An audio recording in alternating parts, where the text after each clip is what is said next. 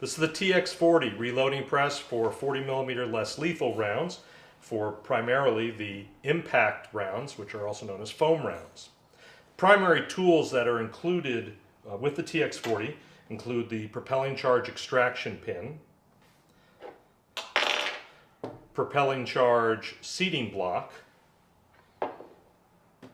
the propelling charge seating punch, the shell plate, and an optional item is the expander die for fixing and repairing any of the bent aluminum casings. We'll explain that in a moment. The first process is going to be to remove the fired propelling charges that are in the charges. So we have 5 shells here that have already been fired. So these are out on the range. We pick them up, make sure we pick up our projectiles as well.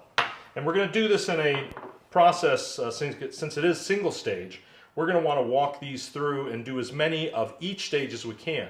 So for demonstration purposes, I'm going to show you 5 in a row.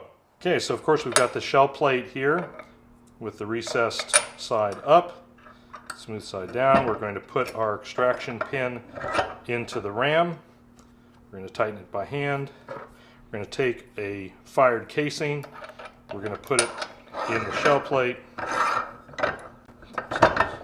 And we're going to remove it. Which is step 1. Put it in place, center it up, push it through.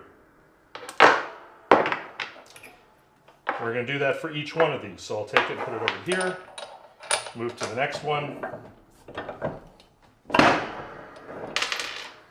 And you'll notice that the propelling charges come out. Some will be a little easier than others. Once you've done this enough times, where you've reloaded the shells multiple times, they'll come out even easier. And this is what they look like as they're coming out. So, and now I'll do the last one, the 5th one. So now these are all prepared and ready to take the new propelling charges. Next step is we're going to take out the extraction punch. We're going to put in the seating block, which fits right into the shell plate. Also, you'll notice that there is a hole that's through the center of the shell plate, which fits in here, and then a hole through the center of the block. That's a blast hole, which is to ensure that if there were a detonation of a propelling charge, it'll go through and out the bottom as opposed to up. That's actually never happened in the history of this product, but for safety reasons we included that. This is the seating punch. Seating punch, just like the extraction punch, goes right into the ram. We're going to tighten it by hand with the set screw, and now we're going to go through the process of seating propelling charges. The propelling charges are different depending on the product that you're using. If it's a Defense Technologies propelling charge, and it'll have one type. If it's ALS, it'll be another, CTS, SDI, etc. In this case, we're going to be doing the aluminum style, and we'll show you what we do. So in every box of propelling charges, you'll have the propelling charges, so these are new ones. And you'll also have burst discs in the case of the aluminum. It's only in the case of the aluminum. For the ALS and CTS and SDI, they don't get a burst disc. A burst disc is basically a shim stock. They're very small. It's a very thin piece of brass. That's what ensures that the pressure is correct. You'll take these and you'll drop them in. Drop it in. I just tap and make sure that I can see shiny brass sticking up. And as long as I've got tiny shiny brass sticking up, then I know that they're actually ready to be loaded. They would then be seated on with the propelling charges. So we're going to take 5 propelling charges here and stick them in. Again, this also ensures that I know I've now put my burst discs in and they're ready to be loaded. This will go on top of here. We'll then push it down with a quick motion. Sometimes you got to get on a little harder. Just depends on how new the casing is.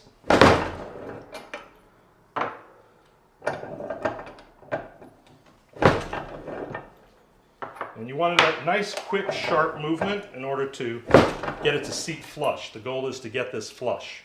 right here. And the last one. Again, I'm doing this process. Normally you would take a press and you would actually bolt it to the surface, but you can do these by hand as well. By hand meaning that it's not bolted, it's actually loose here. But I prefer to have you bolt them into place. Now you'll notice that these are all set.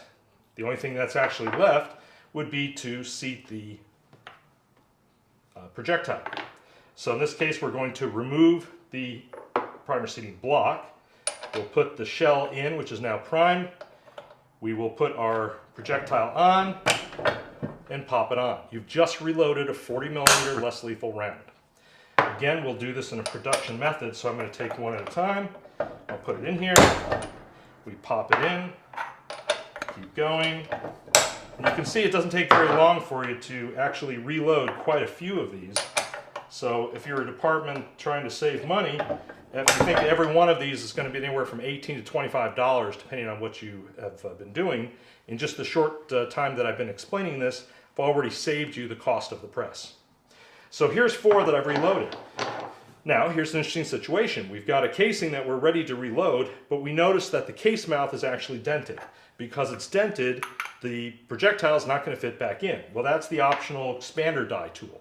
So we need to get this in here to expand it back out. We're going to put in the expander die, and the expander die works very simply. It simply cannot be overdone. There's no way to overexpand.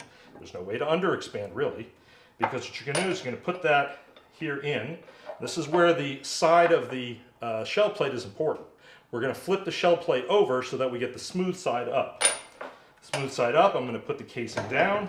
I'm going to drop this in, and I'm going to slowly pick up, turn the casing a little bit, a few degrees every time, work it through. So I can push down. I can push down as hard as I want, and I'm not going to overexpand the casing. The reason is that there's a little ledge or a stop in it to ensure that it doesn't get done wrong. When I'm done, few turns, I've now rounded out the case mouth. Now I can take that propelling charge, flip the shell plate back again so that it'll be in the regular position. We'll remove the expander die, put the seating punch back in, put this on top of the casing, seated. Done. So I've just saved a casing that was dropped and might have been ruined. Now it's usable again. 5 rounds reloaded at $25 a piece. That's $125 worth of projectiles, $125 worth of 40mm less lethal rounds, which I've just reloaded for basically about $6. So that's a big cost savings. If you imagine doing this over a course of training session, you've got a lot that you've done. If you have any questions, please contact us, tenxammo.com. That's TENXAMMO.com.